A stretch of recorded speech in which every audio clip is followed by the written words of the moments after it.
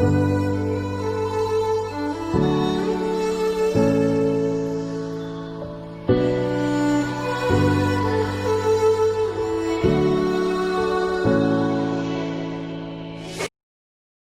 guys! So I'm gonna do a couple videos on the different herbs that I have in my herbal apothecary.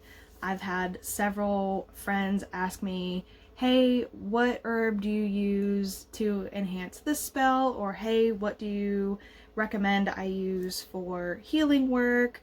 So I get a bunch of questions just because I am a huge herb fan. I use herbs in everything. I use them in everyday life for healing. I use them in my spell work. I use them all the time. So I figured I would just do a video on pretty much all the herbs that I have in my apothecary. I will do one once a week just to kind of go through and give just a general idea of what you can do for specific herbs. Now I'm only going to go over the magical properties of these herbs. I'm not going to go into the health reasons or the health benefits, just because if you're not very familiar with these herbs, I do not recommend using them internally or as medicine if you are not familiar with these specific herbs. So I'm just going to go over the magical properties and the metaphysical properties that these herbs offer. So today I'm going to go over Arnica. It is one of my absolute favorite herbs. It's very pretty. It grows mainly in the mountainous regions. It represents strength just because it grows in the mountainous regions, so it's very attributed to strength and abundance. So if you're doing a spell that is for strength, or one that you want to strengthen the outcome of that spell, you can definitely use Arnica to aid in that. Arnica gives strength to other herbs, so if Arnica is not your specific herb that you want to use for your particular spell, you can use it to help strengthen the other herbs that are your main goal. So I'll go over a couple of the particular attributes of Arnica. So in magical properties and spells, you can use Arnica for healing, any kind of healing work, protection, if you are doing a protection spell, abundance, psychic ability. You can keep unwanted spirits at bay or kind of contain them, and I will go over that in just a couple minutes because there's a couple specific things that you've got to do for that. And also, this herb is sacred for midsummer. So I'll just go over the more in-depth ways of how to use Arnica for specific things or specific spells. The first, Arnica represents strength, obviously, due to its association with the mountainous regions.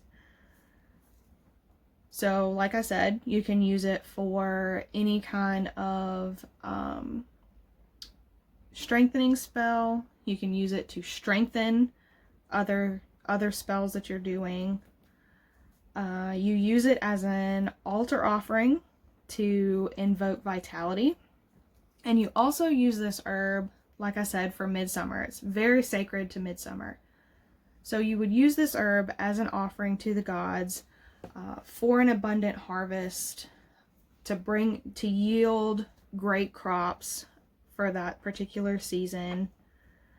It's also attributed with the goddess Freya and Freyr, as Freyr is the god of the harvest.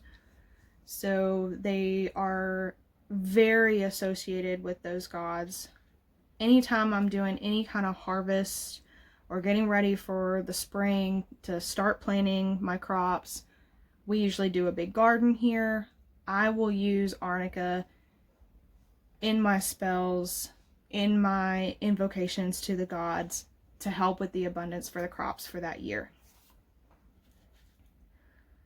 You can also use it as a general protective ritual for your crops. So if you, once you plant and then you get ready, everything starts to kind of sprout up. Do it before there are, like if you're planting tomatoes, do it before there are flowers on your tomatoes. Just as soon as everything starts to pop up out of the garden, use Arnica in a ritual, burn it on a candle to the gods to help promote the growth of the crops that you have planted. You can also plant Arnica around an area to keep a spirit from entering or leaving. Now, this only works when Arnica is at its peak. In the spring, when it's nice and pretty and fuzzy, and when it dies down through like more towards the winter, then that spirit can be released, or you can figure out something else to do with it. It just depends on what you're trying to do. So you can plant it around a specific area to keep a spirit contained, or to keep them out, away from something.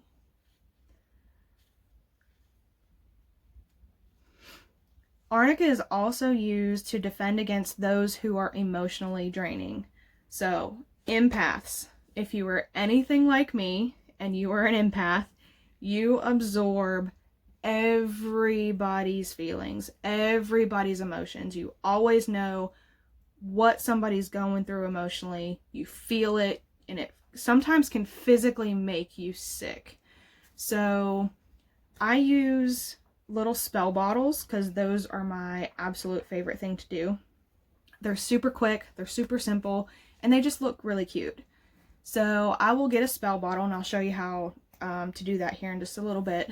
I will get a spell bottle, put some Arnica in it, put some stones particular to whatever it is that I'm trying to either keep away or draw to myself into the spell bottle, and that will help you get a little boost. It'll help people from trying to drain your physical energy, because if you are an empath, you understand what I'm saying. People just pull the life out of you sometimes with their emotions and how they are feeling. So Arnica is a very good herb to help in reducing the negative emotions from other people that are draining you personally. Alright, so let's go through some more in-depth things or ways of how to use this herb. Okay, so here is my mini altar that I have set up. This is my offering plate that I use, that I have Arnica in it or on it for if you're going to use them for offerings for the gods for your harvest. You can just put it on an offering plate, burn your specific candles for that god, and give it to them for your ritual. And this is what it looks like, what Arnica looks like. It's very fuzzy, and it is a very pretty yellow flower in it, but mainly it just looks like fuzz. So you can use that for your offerings. For your empaths, I talked about doing a little spell jar. So here is the spell jar that I have filled with Arnica. I hope you guys can see that. In the spell jar, you can also add sandstone. They're really pretty, like a kind of like an opaque pink color. Sandstone is known for abundance, leadership, optimism, confidence, self-empowerment, and luck. So you empaths out there, you can definitely add some sandstone to your little spell bottle, and you can just carry it around with you whenever you need a little extra boost, or you know, to be able to chill out and stop the draining energy that people are pulling from you. Also, when I am using Arnica as an offering for my gods, I use an orange candle. Orange candles represent business, they represent the harvest and celebration.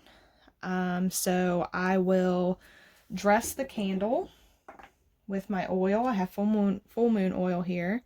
I will dress the candle just like that. And I want to bring abundance, and I want to bring a good harvest. So when I dress my candle, I will pull the oil towards myself. And then I will sprinkle it with my Arnica.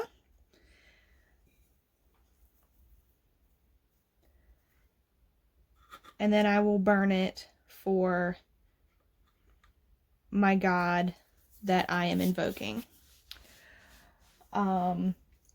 Also, you can use Arnica for other health reasons, but I prefer not to go into that right this second.